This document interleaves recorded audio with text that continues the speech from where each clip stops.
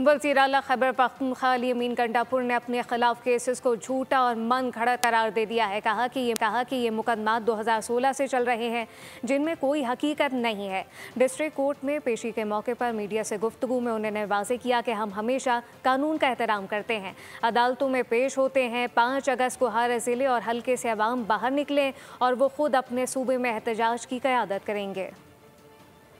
झूठे मनगढ़ंत केसेस ये आज से नहीं, इन्होंने बहुत पहले से शुरू किए हुए थे। जब भी इनकी हुकूमत आती है तो ये यही करते हैं और झूठे मनगढ़ंत केस बनाते हैं। उस हवाले से आज ये पेशी थी यहाँ पर, तो हम तो कानून के सामने हमेशा पेश होते हैं, अपने आप को पेश भी करते हैं और हमें उम्मीद भी है कि इंशाल्लाह इंसाफ मिलेगा। 5 अगस्त को पूरे पाकिस्तान के हर जिले, हर हल्के और हर शहर में हर जगह पे लोग निकलेंगे और भरपूर तरीके से अपना एहतजाज रिकॉर्ड करवाएंगे। और मैं इंशाल्लाह अपने सूबे के अंदर पेशावर के अंदर जो है इंशाल्लाह पेशावर में मैं भरपूर एक ऐसी रैली को लीड करूंगा कि तारीख में पाकिस्तान की इतनी बड़ी रैली नहीं देखी होगी आपने। सब्सक्राइब करें और बेल दबाएं ताकि कोई खबर रह न जाए।